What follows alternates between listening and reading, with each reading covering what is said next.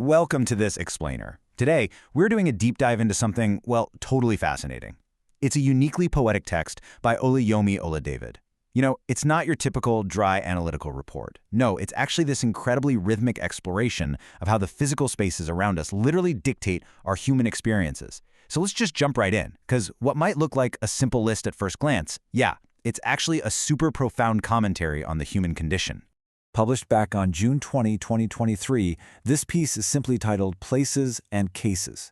And that minimalist title, it's totally key here. She isn't just throwing around abstract theories. Nope, she's taking these tangible physical places and pairing them up with very specific human outcomes, which she calls cases. Before we get into the weeds of her concepts, we really need to pause and appreciate just how much meaning she packs into this beautifully simple structure. Just take a look at this early pairing from her text. The closet box hosts a message. I mean, it instantly makes you stop and wonder, right? How does a space that's usually hidden away in the dark, totally private, or maybe even forgotten, actually host a message? It's such an evocative hook. It practically signals to us that we are about to uncover some deep meanings and hidden realities tucked right into the most overlooked corners of our physical world. Section 1. Meet Oluyomi Oladevid. Because honestly, understanding her background is the absolute key to unlocking all of these concepts. Establishing exactly who she is absolutely crucial before we analyze her work today. As we unpack these ideas together, keep in mind that every single pairing she presents is completely filtered through her own deeply held personal and professional worldview. She literally uses her unique lens to dissect the world around us. In her own words, she is a Nigerian who loves people. But, her focus goes way deeper than that. She is fiercely dedicated to global development, generating real solutions, and influencing policy to really provide clarity. So she isn't just writing poetry in a vacuum here. No way. She is a strategist, fundamentally dissecting the architecture of human behavior. Moving right along to Section 2, the concept of spaces. Let's see exactly how she deliberately pairs specific geographic locations with some very specific human actions. Okay, here is her core mechanic in action. We start with a physical place, in this instance, the learning space, and then she pairs that with the case, or the resulting human reaction. It ignites a teacher. Notice the dynamic relationship going on here. The space itself isn't just sitting there being passive, it is actively influencing the person inside it. The learning space ignites a teacher. Notice she doesn't just say it contains a teacher, it ignites them. Tying this back to her stated passion for providing clarity and transforming minds, we can really see her belief that when a physical environment is truly dedicated to learning, it acts like a catalyst. It literally sparks an educator's sheer passion and capability. Which brings us to Section 3, Commerce and Action Spaces. Let's examine some of her sharp, highly strategic observations on human behavior inside transactional environments. The marketplace pulls a trader. Wow. Notice how she uses that active verb pulls right there? It strongly suggests that economic spaces actually have this magnetic, almost gravitational effect on human ambition. The marketplace doesn't just sit around waiting for the trader to show up, it actively draws them in. Honestly, it's a brilliant way to describe the sheer pulling force of economic opportunity. But now contrast the marketplace with this one, the amusement park, pay as a clown. We usually think of amusement parks as these spaces of pure, unadulterated joy and leisure, right? Yet her strategic eye steps in to remind us that even our purest leisure involves labor, transaction, and commerce. Somebody is always working behind the scenes to facilitate all that fun.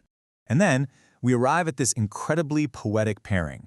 The green light hints a foot. It's just a beautifully delicate, almost fragile way to describe the heavy mechanics of modern infrastructure. But think about this for a second. Why does she say the green light hints a foot rather than, say, moves a car? Well, she's deliberately stretching out the concept to highlight her focus on the individual human action inside that massive system. The infrastructure of the green light is communicating directly with the physical body, the literal foot on the pedal. It reminds us that all these huge macro systems, they ultimately rely entirely on micro-human actions. Section 4, Intellect and Learning Spaces. Right here is where she starts mapping out the literal geography of human thought. The meeting table brings a thinker. Now, I want to remind you of her bio again real quick. She is someone who influences strategy. So it makes total sense that a meeting table naturally attracts a thinker in her eyes. And this brilliantly illustrates her core belief that collaborative spaces actually draw out our intellectual capacities. The table itself is literally a magnet for strategy. Following right after that, we have the drawing board, likes a tip. The drawing board, of course, represents the absolute genesis of ideas, but she specifically notes it likes a tip, which strongly implies the collaborative and sometimes super vulnerable nature of generating solutions. A drawing board isn't a place for rigid dogma. It absolutely requires external input, suggestions, and a ton of flexibility. And then she hits us with this. The office chair has a history. I gotta say, it's perhaps the most evocative line in her entire text. Just pause and ask yourself, how exactly does our physical workspace hold our history? I mean, consider the invisible legacy, the countless decisions, the late-night stress, the triumphs that are permanently tied to the physical office chairs we occupy every single day. When we sit down at a desk, we're basically inheriting the history of everyone who ever strategized there before us. Moving into Section 5, Public and Hidden Realities. This is a look into the fascinating contrasts nested deep within public governance and society at large. Look at this juxtaposition.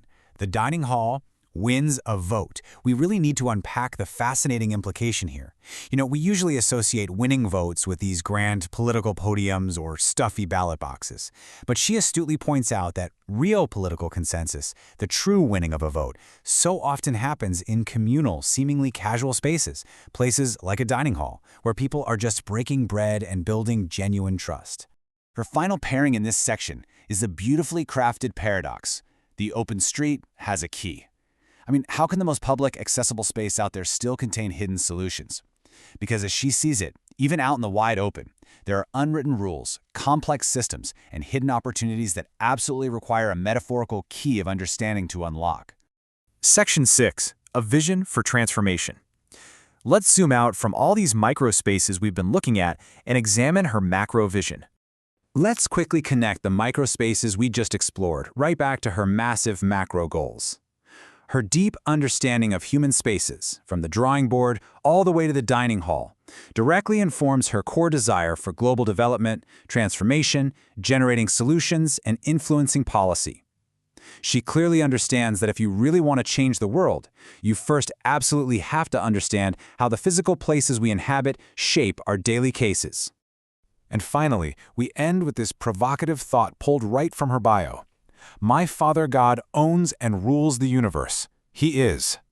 This creates a truly stunning bookend effect, tying her grounded, everyday view of office chairs and green lights directly to a massive, faith-driven worldview.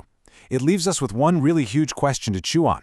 If the universe is perfectly ordered, are these connections between our places and our cases actually by divine design? Definitely keep that in mind the next time you walk into a room.